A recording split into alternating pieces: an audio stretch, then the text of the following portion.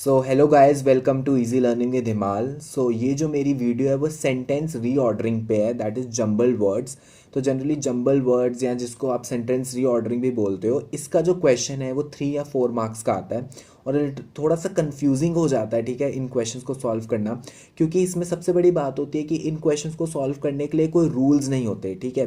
ठीक है, तो कोई डेफिनेट रूल्स नहीं है कि आप ये रूल फॉलो कर दोगे तो आप जंबल वर्ड्स को आसानी से सॉल्व कर सकते हो। क्योंकि इन क्वेश्चंस में आपको जनरली आपकी खुद की कॉमन सेंस यूज़ करनी पड़ेगी, ठीक है, कि आप किस तरह से मोस्ट सूटेबल अरेंजमेंट बनाओ वर्ड्स का कि आपका एक मीनिंगफुल सेंटेंस बन जाए। मैं आपको सबसे पहले रिकमेंड करूंगा कि जब भी आप ये जंबल वर्ड के क्वेश्चन एग्जाम में अटेम्प्ट करोगे तो पहले एक रफ शीट पे अटेम्प्ट कर लो, रफ शीट पे एक मीनिंगफुल सेंटेंस बनाने की कोशिश करो। क्योंकि क्या होता है, जब आप फेयर में करते हो और फिर क्या होता है, अगर आपको लगता है कि आपने गलत वर्ड लिख दिया तो आप कटिंग करना स्टार्ट कर देते हो और आपका जो पूरा पेपर है वो ऐसे ख़राब होने लगता है। या आप ऐसा करो, आप पेंसिल से पहले आंसर फ्रेम करने की कोशिश करो और जब आपका प्रॉपर आंसर बन जाए फिर आप उसको मिटा के आप उसको पेन से लिख सकते हो, ठीक है। तो अब मैं इस वीडियो में बताऊंगा आपको कुछ कंसेप्ट्स और कुछ ट्रिक्स बताऊंगा, ठीक है, कि आप किस तरह से इन क्वेश्चंस को अप्रोच कर सकते हो जो आपके जंबल वर्ड्स के क्वेश्चन आते हैं। और मैं आपको सिंपली क्योंकि इसके कोई डेफिनाइट रूल्स तो है नहीं, तो इस वीडियो में मैं आपको खुद कुछ जंबल वर्ड्स वाले जो एग्जांपल्स हैं वो सॉल्व करके बताऊंगा और मैं आपको बताऊंगा कि मैं किस तरह से इन क्वेश्चंस को अप्रोच करता हूं और आपको किस तरह से इन क्वेश्चंस को एग्जाम्स में अप्रोच करना है, ठीक है। तो सबसे पहले जो ट्रिक है, जो सबसे पहला टिप है, मैं आपको बताना चाहूँगा कि आपको पता है कि जो सेंटेंस है उसके 3 पार्ट्स होते हैं। एक होता है सब्जेक्ट, उसके बाद आता है वर्ब, उसके बाद आता है ऑब्जेक्ट। तो सबसे पहले जो भी आपके जंबल वर्ड्स दिए हुए हैं उसमें से आइडेंटिफाई करो कि सब्जेक्ट क्या है। कोशिश करो ढूंढने की कि इन सब में से आपको क्या लग रहा है कि जो भी सेंटेंस फ्रेम आउट होगा उसमें किस चीज़ के बारे में बात की जा रही है। सब्जेक्ट वो होता है जिसके बारे में बात की जा रही है। तो सबसे पहले फ्रेम आउट करने की कोशिश करो कि सब्जेक्ट होता है कौन सा।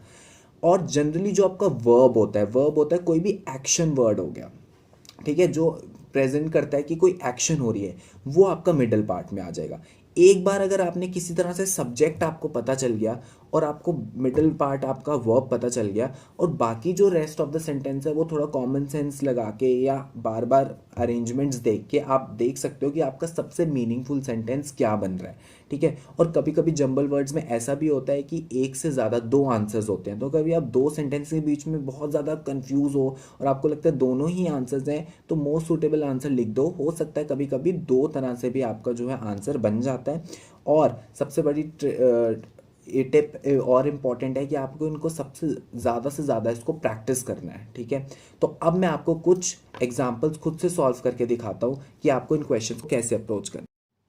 तो अब हम सबसे पहले पहला एग्जाम्पल देखते हैं। Love of others, good manners and win the respect. तो एक चीज़ मैं आपको बता दूं, जैसे कि ये 2 वर्ड्स हैं ऑफ अदर्स, ये स्लैश 2 स्लैश के बीच में आ रहे हैं, तो हमेशा जब भी हम इस सेंटेंस में इन वर्ड्स को लिखेंगे तो दोनों को साथ में लिखेंगे, ठीक है। ऐसा नहीं है कि ऑफ अलग से कहीं आ सकता है, अदर्स अलग से आ सकता है। तो अगर 2 स्लैश के बीच में 2 वर्ड्स हो, 3 वर्ड्स हो, अगर वो 2 स्लैश के बीच में लिखें तो हमेशा साथ में आएंगे। अब सबसे पहले देखो, हमें वर्ब आइडेंटिफाई कर लेना है। Love of others, good manners and win the respect. अब वर्ब क्या है? विन द, ठीक है। तो हमें ये समझ आ गया कि ये हमारा वर्ब है, क्योंकि विन द जीतना, ये एक एक्शन वर्ड है, तो ये हमारा वर्ब होगा और ये कहीं हमारा सेंटर में आ जाता है, विन द, ठीक है। अब वर्ब से पहले हमारा सब्जेक्ट आएगा मेनली जिसके बारे में बात हो रही है, ठीक है। अब एक आता है लव ऑफ अदर्स, ठीक है, एक आता है गुड मैनर्स एंड रिस्पेक्ट। अब आप खुद देखो, ये जनरली आपको थोड़ा सा कॉमन सेंस लगानी पड़ेगी कि लव एंड रिस्पेक्ट, हम जनरली बोलते हैं ना लव एंड रिस्पेक्ट, तो 2 चीज़ें हैं, या तो लव एंड रिस्पेक्ट पहले आएगा या हमारी गुड मैनर्स पहले आएंगी। क्योंकि लव एंड रिस्पेक्ट एक तरह के वर्ड्स हैं, गुड मैनर एक तरह का वर्ड है, ठीक है। अब विन द, अब पहले क्या आएगा वो आप कैसे सोचोगे, अब आप खुद सोचो। अगर हम गुड मैनर्स करेंगे तो हमें दूसरों से लव एंड रिस्पेक्ट मिलती है, ठीक है। मतलब हमारा जो लव एंड रिस्पेक्ट है वो गुड मैनर्स पे डिपेंड है, मतलब गुड मैनर्स से हम जीतते हैं लव एंड रिस्पेक्ट दूसरों की, ठीक है, तो यही सेंटेंस की सेंस बन रही है। तो इसलिए हमें समझ आया कि पहला हमारा जो सेंटेंस है वो गुड मैनर्स से ही स्टार्ट होगा, कि गुड मैनर्स से हमें लव एंड रिस्पेक्ट मिलती है। तो सब्जेक्ट हमारा गुड मैनर्स आ गया जी। अब मुझे कंफर्म पता है कि यहीं से स्टार्ट होगा, तो जी मैंने कैपिटल कर दिया, नहीं तो आप स्मॉल कर सकते हो, और बाद में अगर कोई चेंजेस आए तो आप इसको कैपिटल कर सकते हो। तो गुड मैनर्स विन द, तो गुड मैनर्स से हमें क्या मिलती है, लव एंड रिस्पेक्ट। देखो जो जो वर्ड्स मैं यहाँ लिखे जा रहा हूँ वो मैं वहाँ पे अंडरलाइन कर रहा हूँ, जिससे हमें कंफ्यूजन ना हो। तो हमेशा याद रखना, जो वर्ड आपने यहाँ लिख दिया उसको अंडरलाइन कर दो, जिससे कि आपका ध्यान उस पे ना पड़े और दूसरी चीज़ों पर पड़े, ठीक है। तो good manners win the love and respect. और लव एंड रिस्पेक्ट किससे जीतते हो आप, दूसरों से लव एंड रिस्पेक्ट जीतते हो, तो ऑफ अदर्स। तो एंड में क्या आएगा, ऑफ अदर्स, ठीक है। अब हमारा देखो अगला एग्जाम्पल आता है, in we of science the age live, ठीक है। लिव, अब ये वर्ब हमें पता चल गया लिव, तो यहां पे सेंटर में कहीं कहीं आएगा वर्ब लिव, ठीक है। अब लिव कौन कर रहा है, तो ऑब्वियसली सब्जेक्ट आपका क्या होगा, वी, हम जी रहे हैं ना, तो सब्जेक्ट तो क्या आएगा, वी। जब वी यू आई इस तरह की बात हो है तो जनरली पता चल जाता है यही चीज आपकी क्या है, सब्जेक्ट, ठीक है। तो क्या आएगा, वी लिव, ठीक है, वी लिव, ठीक है।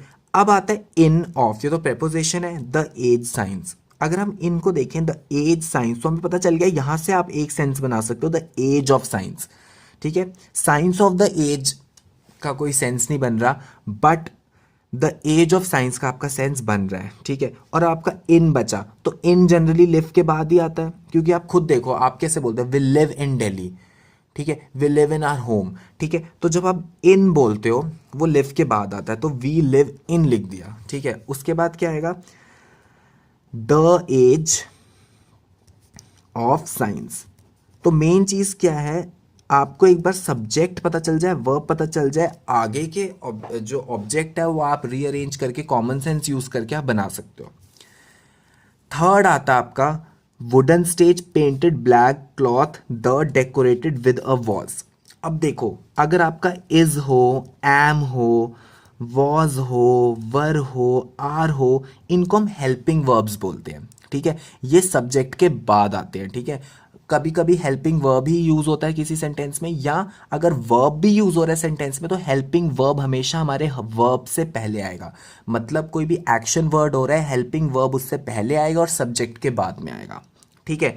अब आप देखो इसमें मेन वर्ब क्या है, डेकोरेटेड, सजाना, ठीक है, सजाया हुआ।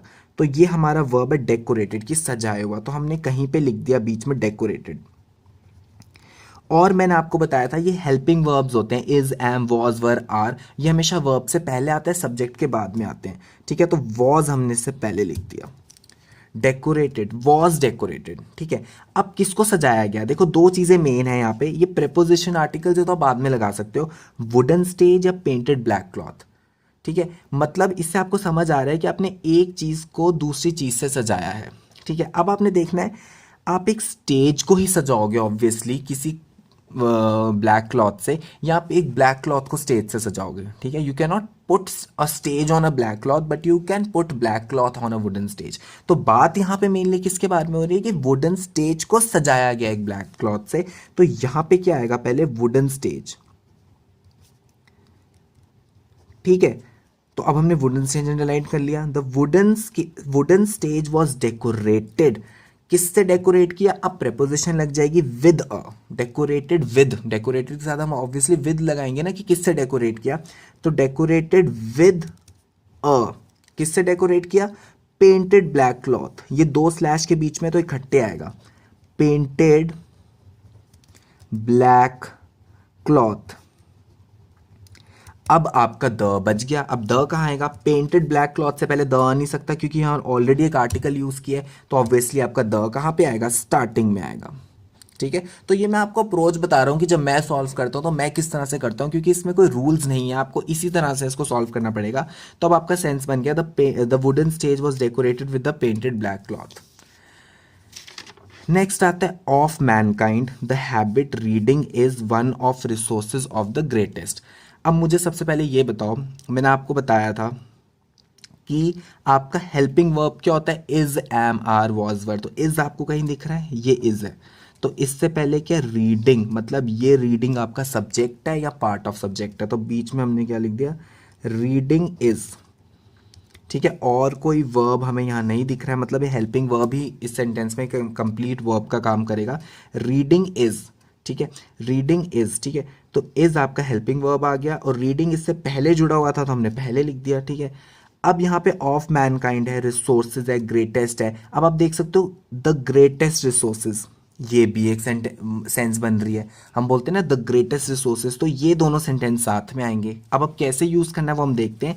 अब यहाँ पे एक वर्ड आ रहा है द हैबिट, आदत, और रीडिंग होती है पढ़ना, तो ऑब्वियसली रीडिंग के साथ ही आपका हैबिट आएगा, द हैबिट ऑफ रीडिंग। हम जनरली क्या बोलते थे, हैबिट ऑफ रीडिंग, तो द हैबिट हमारा क्या आएगा, रीडिंग से पहले आएगा, और एक ऑफ भी हमें यहाँ पे अलग से मिल गया। ठीक है, तो यहाँ पे मैंने लिख दिया द हैबिट ऑफ रीडिंग। यहाँ पे आदत है ना, आदत किसकी होती है, मैनकाइंड की तो आदत नहीं होती, आदत पढ़ने की होती है, तो हैबिट ऑफ रीडिंग इज। अब क्या है, वन ऑफ भी लिखा है। हम इस तरह से नहीं बोलते he is one of the best player, he is one of the best actor, तो one of the, generally is के बाद वन ऑफ द साथ में लगता है, तो जहां से मेरे को यहाँ पे दिख रहा है कि इज के बाद हम वन ऑफ द लिखेंगे तो हमारी सेंस बन जाएगी one of the, but the के साथ क्या जुड़ा हुआ है, ग्रेटेस्ट, तो ये द ग्रेटेस्ट भी लिखना पड़ेगा, is one of the greatest. ठीक है, और जब हमने पहले से लिंक कर लिया था कि greatest resources, greatest of Mankind कोई सेंस नहीं बन रही, ग्रेटेस्ट रिसोर्सेज की सेंस बन रही है, तो नेक्स्ट हम क्या लिख देंगे, ग्रेटेस्ट रिसोर्सेज, और एंड में हमारा क्या आ जाएगा, ऑफ मैनकाइंड। ठीक है, इसमें रीडिंग का फायदा बता दिया, the habit of reading is one of the greatest resources of mankind. तो फिफ्थ एग्जाम्पल देखो, mother Teresa greatest missionaries one of the was time of our. तो जो प्रेपोजिशंस वगैरह होते हैं, आर्टिकल्स होते हैं, इसमें आपने इतना ध्यान नहीं देना है, पहले वर्ब या हेल्पिंग वर्ब या अपने सब्जेक्ट पे ध्यान दो। तो यहाँ पे तो आपको डायरेक्टली पता चल रहा है कि बात मदर टेरेसा के बारे में की गई है। ठीक है, तो सबसे पहले हम कहाँ से स्टार्ट करेंगे, मदर टेरेसा, मदर टेरेसा। ठीक है, अब उसके बाद सब्जेक्ट के बाद आपका जनरली हेल्पिंग वर्ब आता है, इज, एम, आर, वॉज, वर आपको दिख रहा है, तो ठीक है हमने यहाँ पे लगा दिया वॉज, हमें दिख गया वॉज है तो हमने यहाँ पे लगा दिया वॉज। ठीक है, वन ऑफ द, जैसे पिछले एग्जाम्पल में बताया था कि वॉज के बाद आप देखो, अब आप पढ़ोगे ना जब आपको सेंटेंस, तो आपकी सेंस ही से बन रही है, mother Teresa was one of the greatest. ठीक है, पिछले वाले एग्जाम्पल से थोड़ा सा सिमिलर है कि वन ऑफ द ग्रेटेस्ट, क्योंकि आपको सेंस इस तरह से बन रही है, one of the greatest, greatest क्या, missionaries, one of the greatest missionaries.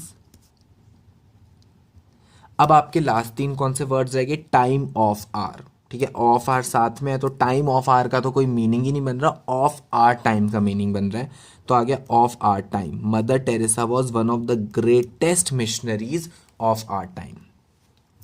अगला देखो example, cultural their performances are folk dances regular including. इतना हमें पता चल गया कि हम जनरली क्या बोलते हैं, कल्चरल परफॉर्मेंसेज, ये दो वर्ड्स हम साथ में बोलते हैं, तो ये हमारे साथ में आएंगे कल्चरल परफॉर्मेंसेज। ठीक है, और इंक्लूडिंग। ठीक है, अब देखो एक वर्ड आ गया इंक्लूडिंग, मतलब एक चीज दूसरे में इंक्लूड हो रही है, और दूसरे इंपॉर्टेंट टर्म यहाँ पे क्या आ रही है, फोक डांसेस। अब आप खुद बताओ, कल्चरल परफॉर्मेंसेज में फोक डांस इंक्लूड होते हैं या फोक डांस में कल्चरल परफॉर्मेंस इंक्लूड होती है। ऑब्वियसली कल्चरल परफॉर्मेंस में फोक डांस इंक्लूड होता है, क्योंकि कल्चरल परफॉर्मेंस का फोक डांस एक छोटा सा पार्ट है। ठीक है, फोक डांस का कल्चरल परफॉर्मेंस पार्ट नहीं, कल्चरल परफॉर्मेंस में बहुत सारी चीज़ें आती हैं, तो यहाँ पे पता चल रहा है कि कल्चरल परफॉर्मेंस आएगा पहले, फिर इंक्लूडिंग आएगा, और इंक्लूड क्या कर रहे हैं, फोक डांस। ठीक है, अब बीच में कैसे लगेगा हमें ये नहीं पता, तो हम थोड़े ना स्पेस पे लिख देते हैं, कल्चरल परफॉर्मेंसेस।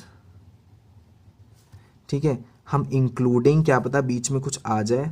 ठीक है, अब एक वर्ड आ रहा है रेगुलर। ठीक है, अब ऑब्वियसली रेगुलर आपका किसके साथ लगेगा, फोक डांस के साथ। ठीक है, इसी के साथ आपकी सेंस बैठ रही है, तो रेगुलर फोक डांस, या आप रेगुलर कल्चरल परफॉर्मेंस के साथ भी लगा सकते हो। ठीक है, तो हम यहां पे एक और चीज लिख देते हैं, रेगुलर कल्चरल परफॉर्मेंसेस। ठीक है, अगर आपको कोई डाउट है तो एक बार हम दोनों तरफ लिख देते हैं, फिर हम देखते हैं कि हमें कौन सा आंसर चूज करना है। Regular cultural performances including folk dance, folk dances.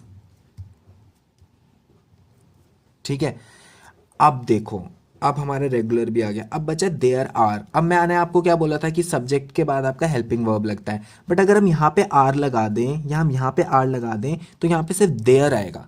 तो देयर से तो कोई सेंस बनेगी नहीं, मतलब आर आपका देयर के साथ ही लगेगा, मतलब अब आपका देयर आर यहाँ पे आएगा। ठीक है, तो कभी कभी आपको खुद सेंस, कॉमन सेंस यूज़ करके करना पड़ेगा। ठीक है, क्योंकि एग्जैक्ट आप रूल के हिसाब से भी नहीं चल सकते। अब आ गया there are cultural performances including regular folk dances या there are regular cultural performances including folk dances. ठीक है, दोनों सेंटेंस का मीनिंग बिल्कुल करेक्ट है। तो जो मैंने आपको स्टार्टिंग में बताया था कि ऐसा भी हो सकता है कि एक एग्जाम्पल के दोनों सेंटेंसेस ठीक हो, तो दोनों का मीनिंग करेक्ट है। तो इस तरह से अगर आप अपने आराम से आप जंबल वर्ड्स कर सकते हो। Thank you. So thank you guys for watching my video. और अगर आपको मेरी वीडियो पसंद आई हो तो प्लीज़ इसको लाइक करें, and if you have any kind of doubt so just right in my comment section. And अगर अभी तक आपने मेरा चैनल सब्सक्राइब नहीं किया है तो please subscribe my channel easy learning with हिमाल। और अगर आप मेरे से कोई डाउट्स पूछना चाहते हैं थ्रू मैसेजेस तो आप कनेक्ट कर सकते हैं through my email ID, my Facebook page and my Instagram page, जिसके लिंक्स मैंने डिस्क्रिप्शन बॉक्स में डाल दिए। Thank you guys.